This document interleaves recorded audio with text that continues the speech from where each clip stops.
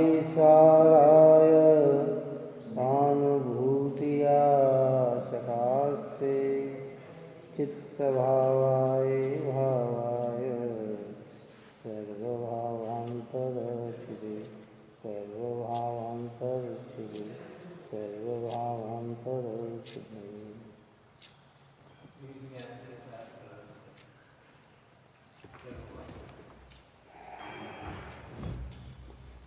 वह अपने 169 नंबर की पूर्ण हुई कि ज्ञानी के भावाश्रव का अभाव होने से द्रव्य आश्रव नवीन कर्मों के आगमन के कारण नहीं होते। जो पूर्व बंधे हुए जो कर्म हैं वे कर्म नए कर्म को उत्पन्न करने में समर्थ नहीं है। क्यों नहीं है? कि ज्ञानी के भाव आश्रव का अभाव है। भाव आश्रव यानी मिथ्यात्व और अनंतानुबंधी कषाय। पर पदार्थ में इष्ट अनिष्ट की कल्पना ज्ञानियों को नहीं है। पर पदार्थ सुखदायक नहीं है। पर मैं पर का ऐसी मान्यता नहीं है। मैं पर का स्वामी हूँ ऐसी मान्यता नहीं है। मैं पर के कार्य को करता हूँ ऐसी मान्यता नहीं है। मैं पर को वेदन में ले सकता हूँ ऐसी मान्यता नहीं है।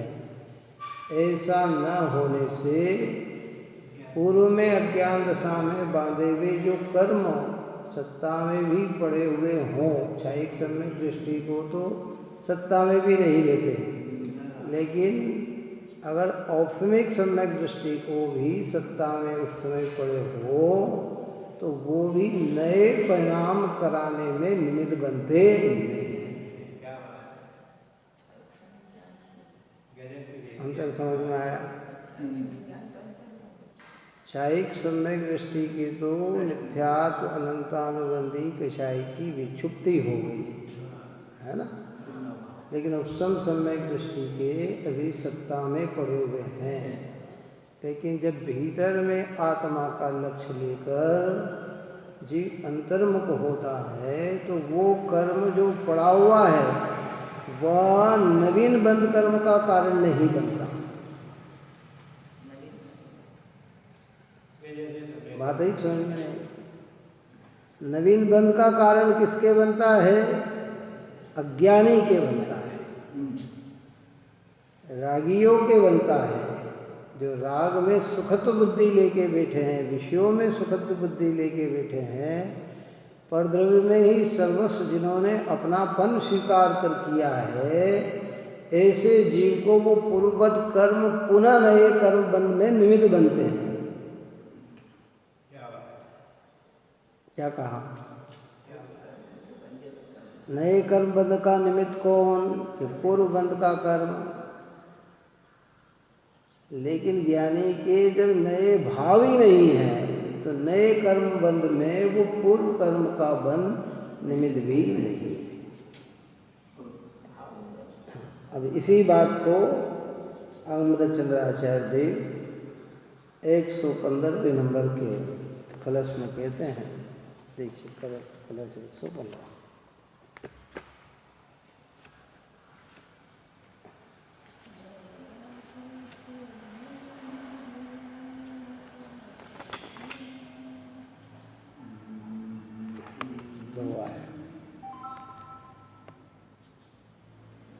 बस उसी बात को जो प्रारंभ में मंगलाचरण में टीकाकार ने लिखी, वहाँ शब्द बदल के कहा गया है। द्रव्याश्रव से भिन्न है भावाश्रव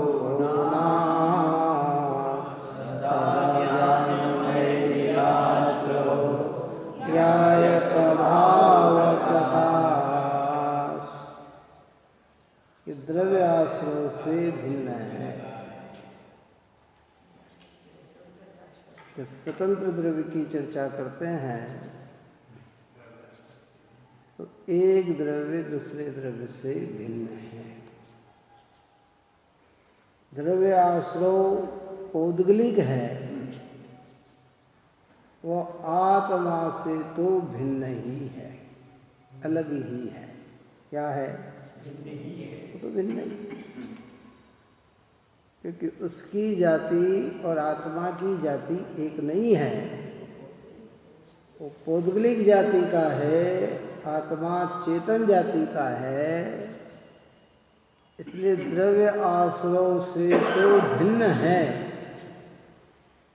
और भाव आश्रव को नाश। मिथ्यात्व और कषाय का क्या हो गया परिणति में से? नाश। किसकी चर्चा चल रही? ज्ञानी। ज्ञानी यानी शुद्धात्म अनुभवी पुरुष, अपने चैतन्य में ही सर्वस्व अपनापन मानने वाला, जिसे अपने चैतन्य के अलावा कोई अपना भासता नहीं है, अपना नजर आता नहीं है। ऐसे धर्मी जीव ने भाव आश्रव का नाश किया, मिथ्यात्व और अनंतानुबंधी का नाश किया। सदा ज्ञानमयी निराश, सदा ज्ञानमयी। दृष्टि की अपेक्षा तो ज्ञानी सदा ज्ञानमयी। अपने को कैसा महसूस करता है कि मैं तो ज्ञानमय हूँ,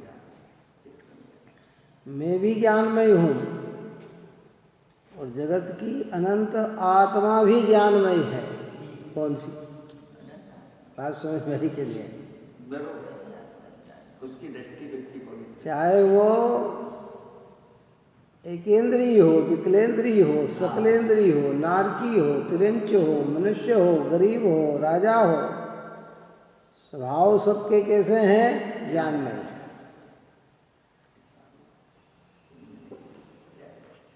सदा ज्ञानमयी निराश्रव और ज्ञायक भाव प्रकाश, कि उसकी परिणति में, उसकी दृष्टि में सदा ज्ञायक भाव का ही प्रकाश है। किसका? और सदा अपने को कैसा मानता है? नहीं। जैसे मोही जीव अपने को पर्याय रूप सदा अपने को अनुभव करता है ना, चाहे कैसे ही प्रसंग हो, कैसे ही कार्य हो, वो अपने को पर्याय रूप ही अनुभवता है। अच्छे प्रसंग में जाएगा तो भी पर्याय रूप अनुभव करेगा, बाहरी मोह के कारणों में जाएगा तो भी पर्याय रूप अनुभव करेगा। वो अपने को स्वभाव रूप कभी अनुभव करता नहीं है। ऐसा ज्ञानी जहाँ भी जाएगा अपने को तो ज्ञान स्वरूप ही अनुभव करेगा। माने मैं के साथ नहीं तो ज्ञान, कैसे ही प्रसंग में हो, व्यवहारिक प्रसंगों में हो, गृहस्थी के प्रसंगों में हो, मंदिर के प्रसंगों में हो, वो अंतरंग में एक ही दृष्टि सदा प्रकाशमान है कि मैं तो ज्ञायक और ज्ञायक हूँ। कैसे ही प्रसंग में चला जाए, व्यवहार में कदाचित जैसे प्रसंगों में जाए, ऐसा कह भी देता हो तो भी दृष्टि उसकी कहाँ है ना? सम्यक दृष्टि धर्मात्मा पुरुष ट्रेन में सफर कर रहा हो तो कोई उससे पूछे कि क्यों साहब आप कहाँ से आए हो, तो क्या जवाब देगा? बोल। जिस दिन है वो ये कहेगा कि अरे साहब मैं तो अनादि से संसार में भटक रहा हूँ। वो क्या कहेगा कि मैं तो बड़नगर से आया हूँ, इंदौर से आया हूँ, रतलाम से आया हूँ, जहाँ भी हो है।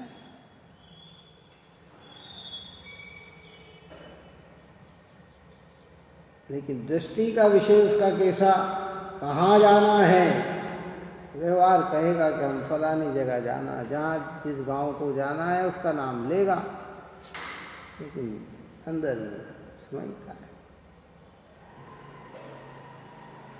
इसलिए यहाँ कह रहे हैं कि सदा ज्ञानमय निराश्रो ज्ञायक भाव प्रकाश। सदा सदा सदा शब्द का अर्थ क्या हो गया? कटाब्द वाला नहीं होता। जब सदा शब्द का प्रयोग किया उसमें गेप नहीं होता। क्या कह सदा का मतलब क्या हो गया? हमेशा, निरंतर, बिना किसी गेप किए हुए वह एक ही बात समझता है, मैं ज्ञायक ज्ञायक और ज्ञायक हूँ। ज्ञायक का मतलब ज्ञानमय हूँ, ज्ञानमय हूँ, ज्ञानमय हूँ। एवं में क्या जाता तो सब आपके कितने पुत्र हैं कि भाई फलाना इतने बच्चे हमारे हैं। आपकी बहू कहाँ की है कि यहाँ की है। आपके कितने भाई हैं कि इतने हैं, क्यों? लेकिन भीतर में क्या? मेरा तो एक चैतन्य भाव के अलावा मेरा और कुछ भी नहीं है। परमाणु मात्र मुझे स्पर्शित नहीं होते हैं। तो ऐसे ज्ञानी धर्मात्मा पुरुष के द्रव्य आश्रय से तो भिन्न ही है, और भेद ज्ञान करके ज्ञान स्वभाव में अपनापन जोड़कर भाव आश्रय का क्या कर दिया? नाश कर दिया। परमात्मा ने तो पूरे भाव आश्रय का नाश किया। किसने? सिद्ध भगवान को तो किसी भी प्रकार का आश्रय नहीं है, और अरिहंत भगवान को मात्र योग संबंधी आश्रय है, लेकिन उसमें कषाय का कहीं भी अंश नहीं है। किंचित भी रागादिक नहीं है, और रागादिक का जो कारण था वह कारण भी क्या कर दिया? नष्ट कर दिया।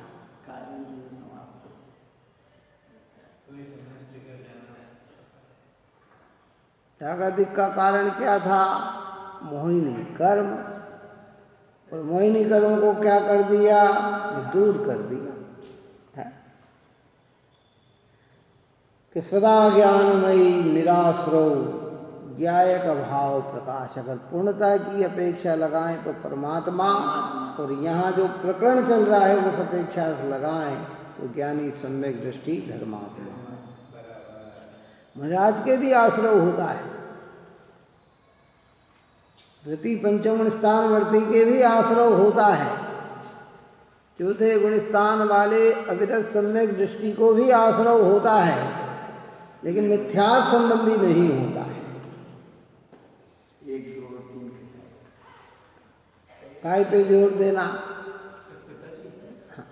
चौथे गुण स्थान नीचे जो पहले गुण स्थान पे उनमें भी जो थोड़ा समझते हैं कि मिथ्यात्व ये सम्यक, कोई बिल्कुल विपरीत है नहीं समझता, उनके भी आश्रय में भेद, आश्रय कम हो जाता है। कम का मतलब है कि मिथ्यात्व दशा में ही मिथ्यात्व मोला पड़ता है, कमजोर पड़ता है।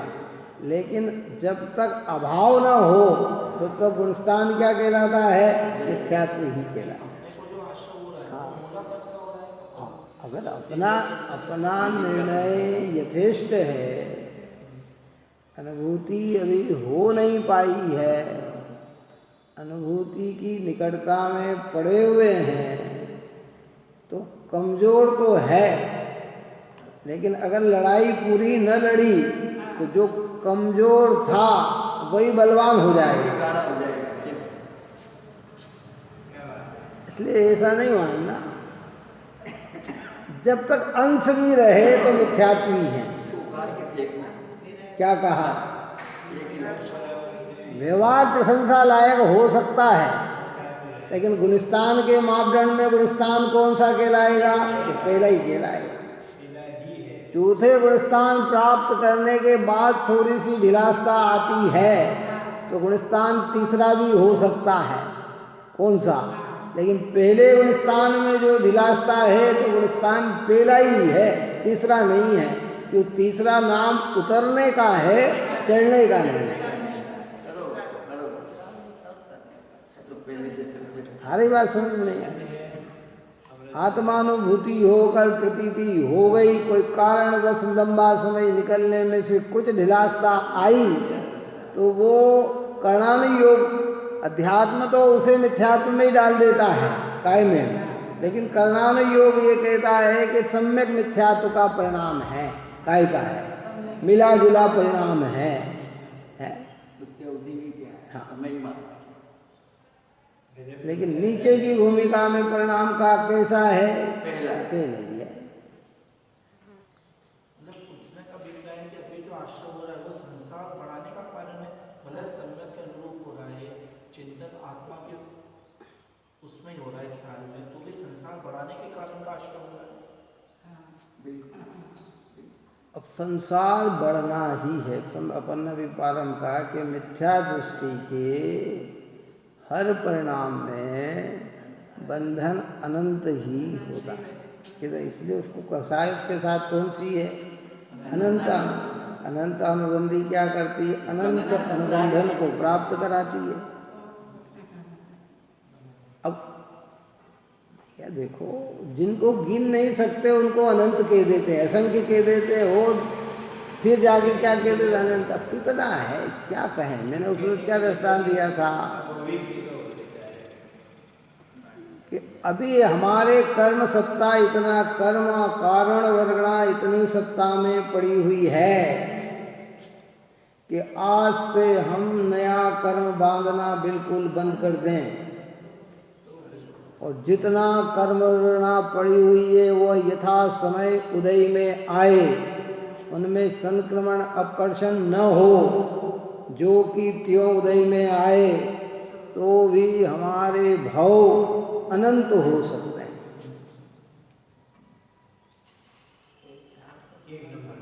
अच्छा भैया, इसको एक उल्टी भाषा में लिखा तो मतलब कैसे कि यदि ईमानदारी से आत्मा का चिंतन और मतलब विचार चल रहा है तो पाप का जो अनंत चल रहा है उसमें असंख्यात कमी है। ये इसको इस ढंग से वो तो शुभ भाव जहाँ शुभ भाव के हिसाब से बस वो उस हिसाब से ही देता है। शुभ भाव बढ़ते हैं, वो तो अपना मोक्षमार्ग प्रकाशक में कहीं बताया ही है कि भाई आत्मा का चिंतन करने से, देव धर्म गुरु की आराधना करने से, भक्ति वंदना पूजन करने से पुण्य प्रकृतियों में विशेष रस पड़ता है, पाप प्रकृतियों का रस ढीला पड़ता है। समझ में आया ना। ये कार्य तो ये करते हैं, कौन सा, और फिर आगे जाकर वहाँ एक शब्द का प्रयोग और भी कहा कि ऐसा करते करते शुद्धोपयोग का कारण बन जाता है। वो निमित्त अभाव कारण को समझाने के लिए कहा। सद्भाव कारण अगर माना जाए तो फिर द्रव्यलिंगी का दृष्टांत हमारे जीवन में पुष्ट नहीं होता है, क्योंकि फिर तो हो गए तो फिर तो मोक्ष होना ही चाहिए। लेकिन निमित्त रूप से, क्योंकि जब जब सम्यक दर्शन होगा तो देव शास्त्र गुरु की सानिध्य में ही होगा, संक्लेश परिणाम में नहीं होगा, विशुद्ध परिणाम में ही होगा, मारने के परिणाम में नहीं होगा, बचाने के परिणाम में ही होगा। लेकिन इनके होने से सम्यक हो जाए ऐसा सिद्धांत नहीं है, और जहाँ कहा गया वो व्यवहार नहीं का कथन है, और पूरी तरह से उसी को सत्य मान लिया तो फिर वो मिथ्यात्व का परिणाम है। मिथ्यात्व का ही कहा गया कोई बात नहीं। हाँ, राग भाव में धर्म मानना जिन मत ने मिथ्यात्व कहा, राग होने को मिथ्यात्व नहीं कहा, मानना धर्म मानना, इसलिए घबराना नहीं। दूसरा कोई मार्ग नहीं, इस मार्ग में आकर अगर सम्यक्त न मिले तो दुनिया का कोई मार्ग तो सम्यक को दे ही नहीं सकता। क्या समझ में? अहिंसा मार्ग में आकर अगर जीव आत्मा अनुभव न कर सके तो दुनिया का कोई मार्ग उसको आत्मा की अनुभूति करा नहीं सकती।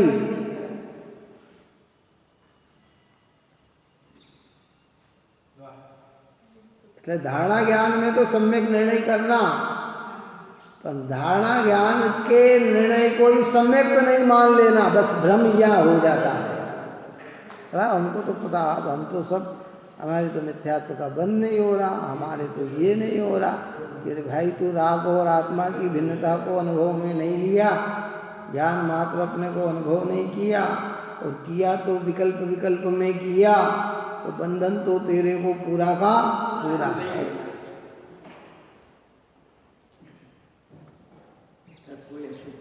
घबराना लोगों को क्या है, नीचे जाने की आदत है। अरे बाप जब ये नहीं है तो फिर क्यों करें? अरे ये किसने कह दिया कि ना करो भाई? जब यहाँ भी सम्यक तो नहीं होगा, अरे तो फिर ज्ञानमय में रहो ना।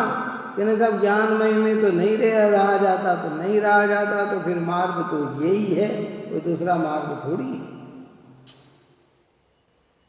आई समझो नहीं हो गया।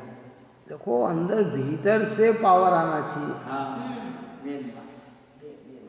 हाँ, ऐसा नहीं सुन के संतुष्टित नहीं होना, कार्य करके संतुष्टित नहीं होना, एक लगन भर पक्की होना कि मुझे तो अपना चैतन्य आत्मा ज्ञायक रूप लगना चाहिए।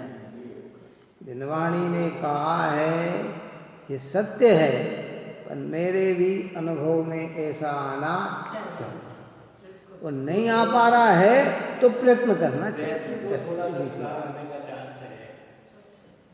अभी किसी ने पूछा फिर क्यों आत्मा कैसा है, तो क्या जवाब देंगे? बोलो आप और हम यही कहेंगे ना कि आत्मा ज्ञानमयी है। लेकिन ज्ञानमयी कहते हुए भी ज्ञानानुभूति का वर्त रही है कि नहीं रे वर्त रही है कि नहीं साहब, वो तो नहीं है। तो प्रयत्न करो कि वर्ते, नहीं तो ये धारणा ज्ञान सूक्ष्म ज्ञान जब तक रहेगा तब आत्मा हमें ज्ञानमय दिखेगी। जब सूक्ष्म ज्ञान हमारा लूज हो गया कि आत्मा फिर पता ही नहीं फिर कैसी दिखेगी, पड़ जाए मुड़ा पर समय होकर भटकते रहेंगे। हाँ दिख रही है क्या? ऐसा लग रहा है कि हाँ आत्मा क्यों भटके, तो जी नहीं नहीं भाई, हम शरीर नहीं है, हम इंद्रिया नहीं, हम मन नहीं, हम वाणी नहीं, हम कर्म नहीं, हम नो कर्म नहीं, हम ये नहीं वो नहीं है। बिल्कुल कि कहाँ लिखा कि समयसार जी में लिखा, समयसार कलश में लिखा है, और ग्रंथों का प्रमाण दे देंगे कि यह अष्टबाउल में लिखा, यहाँ ऐसा बताया है।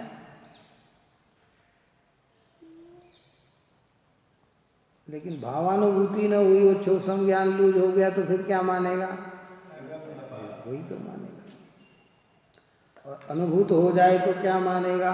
फिर वैसा ही मानेगा जैसा वस्तु पर है।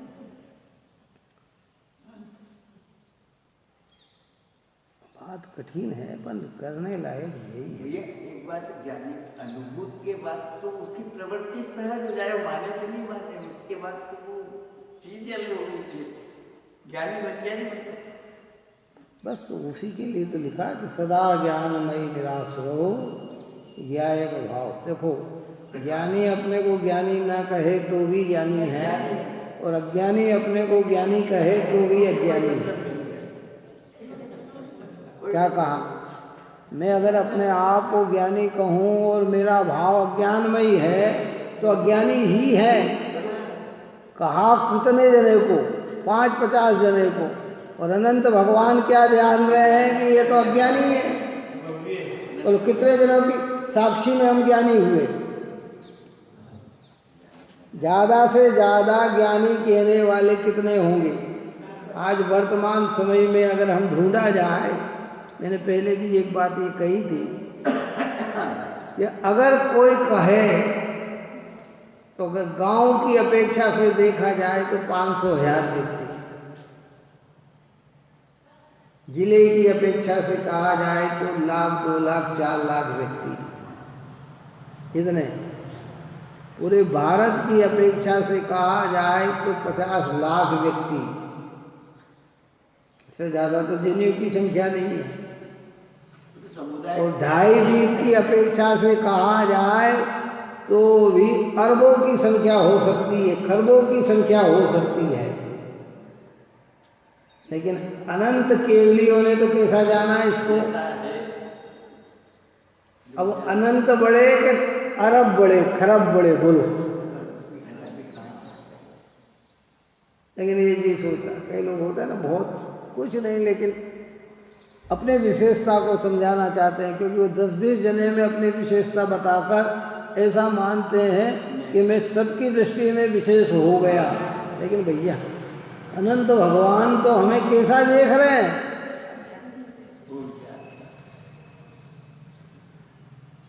कैसे देख? बहुत सारी है, प्रकरण है तो समझने की बात है। इसलिए यहाँ तो बहुत महत्वपूर्ण बात कहकर कहते हैं एक श्लोकार्थ कि भाव आश्रव के अभाव को प्राप्त हो, द्रव्य आश्रव से तो स्वभाव से ही भिन्न। देखो क्या कहा, दो द्रव्यों के एक स्वभाव नहीं होते। इसके दो द्रव्य है ना, तो उनके स्वभाव कैसे होते हैं? क्या शक्कर और नमक 2 द्रव्य, तो दोनों के स्वभाव कैसे हो सकते हैं? भिन्न भिन्न ही हो सकते हैं ना, एक नहीं हो सकते हैं। तो पुद्गल और आत्मा तो स्वभाव से ही भिन्न है। कार्मण वर्गणा और आत्मा तो स्वभाव से ही भिन्न है। द्रव्य आश्रव पौद्गलिक है और मैं चेतन हूँ, तो वो तो स्वभाव से ही क्या हो गए? भिन्न हो गए। और भाव आश्रव का हो गया अभाव, मिथ्या तो राग देश का हो गया अभाव।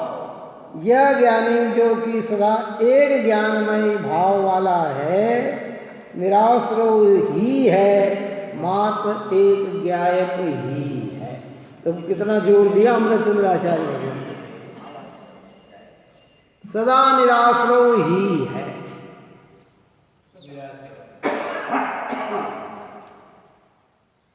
सदा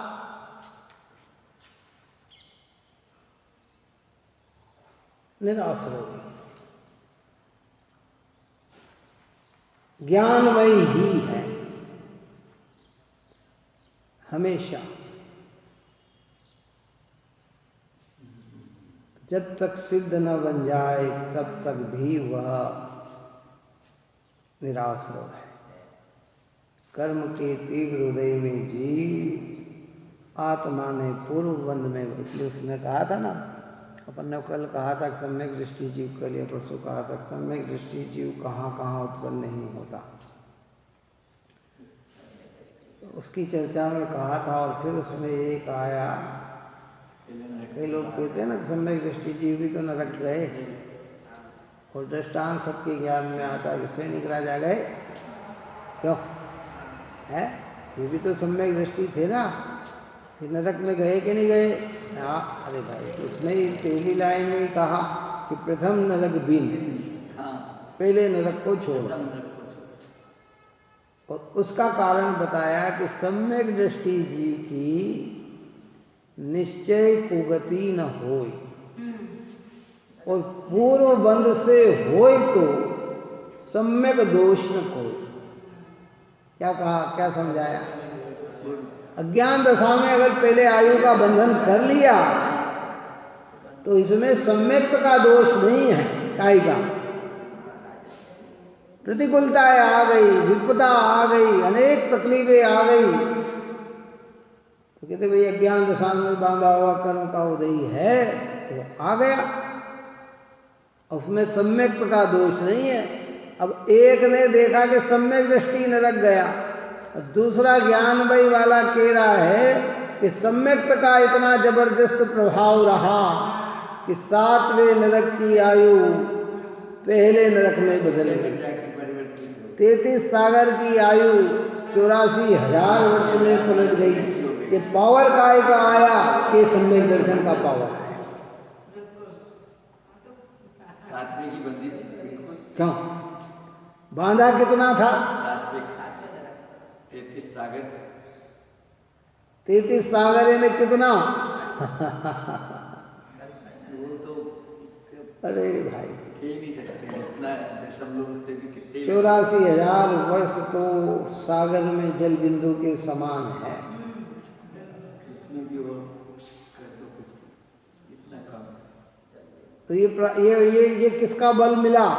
ये सम्यक का मिला। ये सम्यक, क्योंकि कारणानुयोग का सिद्धांत ये है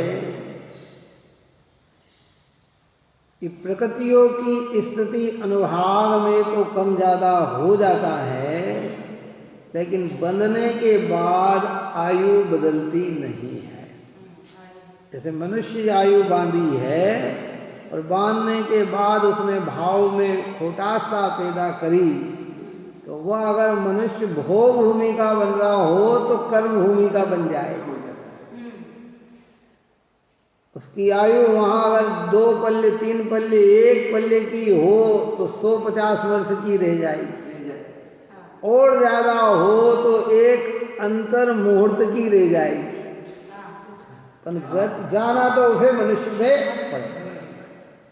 और थोड़ी स्थिति वाला मनुष्य जीवन बांधा हो, मनुष्य बांधा है और भावों की पगाढ़ता बनी तो लंबी स्थिति प्रक्रिया उसमें तैयार हो जाती है। वो यहाँ का न बनकर भोग भूमि का मनुष्य बन जाता है। सम्यक दृष्टि है और मनुष्य गति बांधी, हो सकता है कि भोग भूमि चला जाए। बिल्कुल। जब तक कर्म का उदय नहीं आता, उसके एक समय पहले तक उसमें सब कुछ हो सकता है, सारी स्थिति सारी। एक समय तक नहीं, आबादा काल तक, जब उसका जो समय बना है ना, आबादा काल बढ़ने के बाद उसमें संक्रमण अपकर्षण हो सकता है। कहाँ उदय आने के बाद तो फिर उतना समय की गारंटी हो गई। क्या हो गई?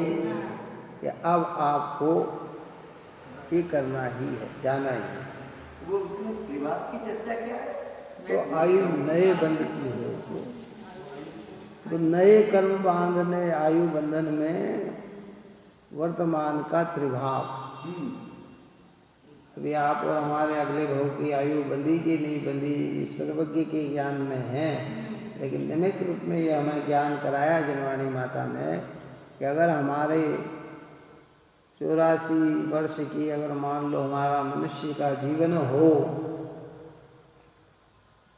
तो पहले त्रिभाग 54 वर्ष बीतने के या 28 तो 56 28 या 54 है ना, 56 वर्ष बीतने के बाद पहला आयु बंध का अवशेष आता है। अगर उसमें आयु का बंधन बंध जाए और न बंधे तो फिर उस बचे हुए समय का फिर त्रिभाग 54 नहीं, बचे हुए समय 56 के 28 का 81 वर्ष रहे तो उसमें बैठता है, उसका क्रम बताया है। तो 54 निकलने के बाद 27 में से फिर क्रम निकल 18 निकल जाने के बाद 9 में से 6 निकल जाने के बाद 3 में से 2 निकल जाने के बाद 1 के 12 महीने में से 8 निकल जाने के बाद 4 के 120 दिन में से 90 दिन निकल जाने के, जो भी उसका 80 दिन निकल जाने के बाद 40 है ना, उसका ऐसा क्रम है। और अंतिम है 8वां, जिसमें नियम से आयु का बंधन होता ही है। और जैसे भाव में आयु का बंधन होता है वैसी ही गति को प्राप्त होता है। आपका हमारा ये जीवन पर्यंत जो भी अच्छे कर्म किए हो ना, और आयु भाव के समय हमारे भाव अगर मान लो क्लेशित हो तो ये नहीं देखेगा कि ये है, वो उस गति में चला जाए। कुल आयु के 8 विभाग होंगे, मतलब यदि हो तो सब सर्वज्ञ के ज्ञान का आप और हम तो खाली विश्वास करो कि भाई आगम की ये बात है। ये हमारे, क्योंकि एग्जैक्ट आयु न तो आपको पता है न मुझे पता है कितना, और फिर दिन से नहीं चलती आयु, ये तो दृष्टांत दिया है, वो तो समय की व्यवस्था है ना। अब निगो दिया तो कहाँ दिन गिनता है, बताओ उसका तो एक सांस में कितनी बार है, बस उसी का त्रिभाग बन के उसके कार्य होते रहते हैं, और कोई करता तो है नहीं, ऑटोमेटिक व्यवस्था है, कोई करने तो जाता नहीं कि अन्य मत तो है नहीं कि आपने मरण किया, अब आपको कटघरे में खड़ा किया, आपका पूरा बैलेंस देखा कि आपने जीवन में कितने अच्छे कर्म किए, कितने कर्म खोटे किए, आपका अगर खोटे कर्म का ज़्यादा है तो आपको फलानी गति गई, अच्छे है तो आपको इस गति में गए, कि यहाँ ऐसा कुछ नहीं है। यहाँ ये है कि जितने खोटे कर्म किए गए हैं और आपने आयु अच्छी भी बांध ली हो, जैसे होता ना मनुष्य जीवन बांध लिया हो, और मनुष्य जीवन का ऐसे बंधा अल्प आरंभ और अल्प परिग्रह से, लेकिन पूर्व में बहुत खोटे कर्म किए हैं, तो मनुष्य बनकर भी वो ऐसा मनुष्य बन जाएगा, रोगी, दरिद्री, आंखों से अंधा, कान सुनते नहीं है, सब लोग धिक धिक करते हैं। बात समझ में आई कि नहीं? जीवन तो बांध लिया, काहे का बांध लिया? मनुष्य जीवन का बांध लिया, लेकिन पूर्व में पाप बहुत किया था, तो उदय कहाँ आ रहा है? इसी को दृष्टांत देके अपन ने तिरंज को बताया क्या उसने अच्छे कर्म बहुत किए और मायाचारी का परिणाम इतना रखा कि मरते वक्त भी माया, आयु बनते समय भी मायाचारी, तो अब वो घोड़ा बन गया, कुत्ता बन गया, बिल्ली बन गई, लेकिन एयर कंडीशन में रह रहा है, गड्ढे पे सो रहा है? बढ़िया फर्स्ट क्लास कार में घूम रहा है? तो फिर अब ये क्या है? पुण्य तो बहुत बांधा था, लेकिन परिणाम में वक्रता आ गई, तो पुण्य का फल भारी चीज है, और सम्यक दृष्टि की आराधना तो ऐसी बनती है। क्या अरे भाई, हृदय से सच्चे देव शास्त्र गुरु की सानिध्यता में भी आ जाए ना, तो भी 5-10 होके सुधरने की तो गारंटी मिल जाती है। सुधरने का मतलब पुण्य के बैलेंस की तो गारंटी मिल जाती है। हाँ, हरिहंत भगवान सिद्ध परमात्मा निर्ग्रंथ आचार्य उपाध्याय साधु महाराज सद जनवाणी माता अहिंसक धर्म अनेकांतमय धर्म, अगर ये भाव से इसके साथ भी जुड़ जाए तो 5-10 भाव तो अनुकूल निकल जाए, इसकी गारंटी है। अहिंसा को धर्म मानना और हिंसा को पाप मानकर दूर होने से आपने एक जीव को बचाने का भाव किया ना, इसका अर्थ है अनंत जीव को बचाने का भाव। कैसा? एक दिन प्रतिमा को आपने वंदन किया ना, इसका मतलब है अनंत प्रतिमाओं को वंदन। हरी बात समझ में नहीं आ रही? अपन क्या कहते? भगवान के सामने आए, प्रतिमा कठिन चैत्यालय में जिन बिन जो जो विराजमान। क्यों? अभी यहाँ तो हमें दिख नहीं रहे, अर्घ तो हम एक भगवान को चढ़ा रहे हैं, और भावनात्मक में कहाँ पहुंच गए? ये पारेंगे। अब यहाँ तो भेद ज्ञान करा के ये समझा रहे हैं, अज्ञानी इस भाव में और ज्ञान भाव में एक में एक जोड़ता है, और ज्ञानी इन भाव और आत्मा को भी भिन्न भिन्न समझता है।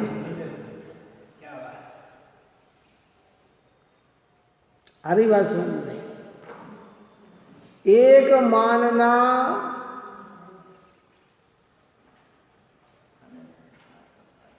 हमें 5 मिनट रुक गया बेटा, बस पूरा हो रहा, 5 मिनट बात कर लेते हैं। हाँ, 2-4 मिनट हो जाते हैं। आगे की कोशिश, पहले तो इतना भगवान आना ही चाहिए, कितना भगवान आना चाहिए, जिनेंद्र के प्रति इतना बहुमान होना चाहिए, जिनवाणी माता के प्रति इतना बहुमान होना चाहिए, निर्ग्रंथ मुनिराज भगवंतों के प्रति इतना बहुमान होना चाहिए कि जितना हमारे इष्ट मित्रों के प्रति न हो, परिवार वालों के प्रति न हो, समझना, इससे अधिक प्रेम हमारा परमात्मा के प्रति होना चाहिए। लेकिन भ्रम क्या पाल लेता है कि जो ये प्रेम आया ना, इसी को सम्यक दाम दे देता है। और यहाँ कह रहे हैं कि ये भाव और ज्ञानमय भाव दोनों भिन्न भिन्न है। अंतर समझ में आया नहीं आया?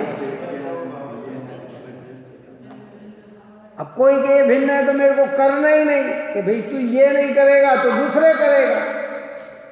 भाव तेरे अंदर अगर ये नहीं आए और ज्ञान भाव का आश्रय नहीं रहा तो फिर तो भाई पदार्थों में तेरा प्रेम उमड़ेगा ना। साधर्मियों के प्रति प्रेम न उमड़ कर भोगियों के प्रति प्रेम उमड़ेगा, है? सही बात। लेकिन भूल जो है वो भूल निकालने वाली गाथा है। हाँ, अच्छे से अच्छा भाव क्या करें। कबीरदास जी ने कहा ना, कबीरदास ने एक बहुत अच्छा दोहा लिखा कि भैया चंदन के वृक्ष पे चढ़कर हेला पाड़ा, चिल्ला चिल्ला के कहा, अरे ये अन्य वनस्पतियों में मत उलझो, ये खरीदो, ये खरीदो, ये खरीदो। खरीदो मतलब ये ले जाओ। क्या ले जाओ? ये चंदन है। लेकिन जिसको विश्वास न आए वो क्या करे बेचारा, वो तो दूसरी भटकता रहता है। जैसा हमारे आचार्य भगवंत देश पवित्र जिन धर्म को सब जीवों को समझाया, ये मार्ग सत्य, ये मार्ग सत्य, ये मार्ग सत्य, लेकिन अज्ञानियों को कहाँ समझ में आएगा, क्या समझ में आएगा। वो तो पूरी राग रंग में मस्त, विषयों में मस्त, पापाचार में मस्त, खोटाचार में मस्त है।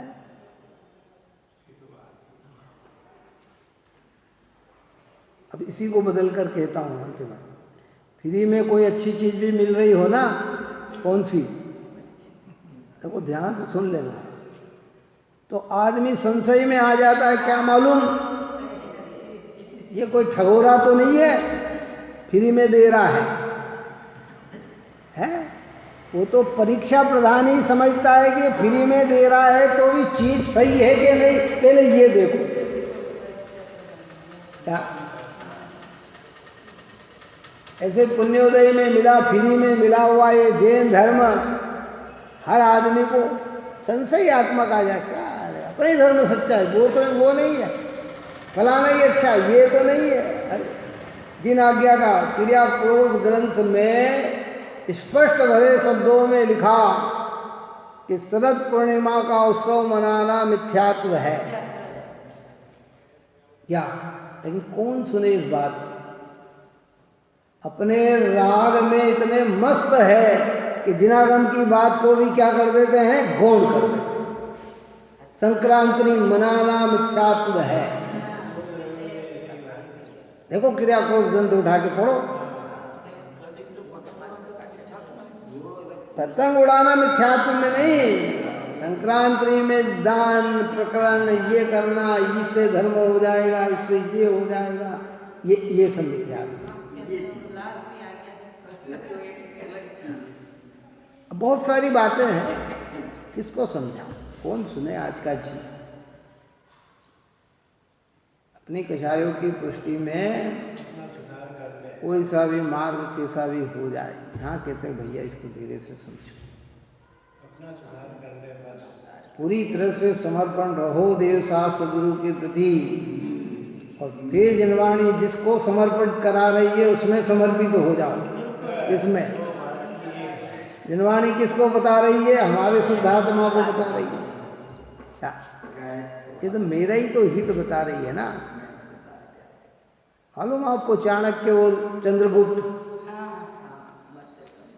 अंतिम समय तक चंद्रगुप्त पे इतना विश्वास चाणक्य को था, चाहे चंद्रगुप्त को था चाणक्य के प्रति, कि ये जो भी लड़ाई लड़ रहे हैं इसमें हित तो मेरा ही है ना, ये इनको राजा थोड़ी बनना है, राजा तो मेरे ही बनाने के लिए, इसलिए जो भी कर रहे हैं ये मेरे हित में ही कर रहे हैं।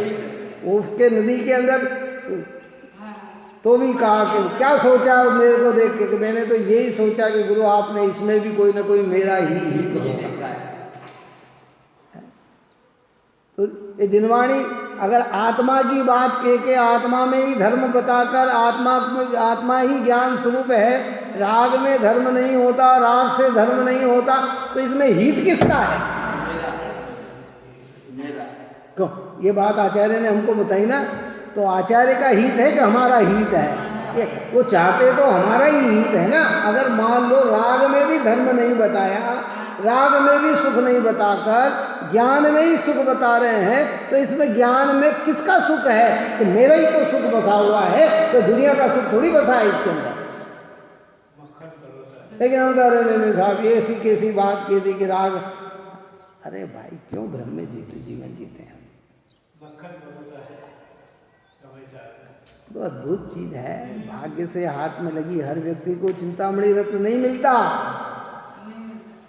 मनुष्य जीवन में मिल जाना सरल है, लेकिन सद जिनवाणी मिलना बहुत मुश्किल है। ऐसे पवित्र जिनेंद्र भगवान, अरिहंत भगवान मिलना मुश्किल है, जो आप और हमें सौभाग्य से प्राप्त हुए हैं। इसलिए हमें भेद ज्ञान करके ज्ञान स्वभाव का अवलंबन लेकर ज्ञानमय भाव बनाकर मिथ्यात्व रूपी आश्रय से को दूर करें और अपने जीवन को पवित्र बनाएं। यही मंगल है।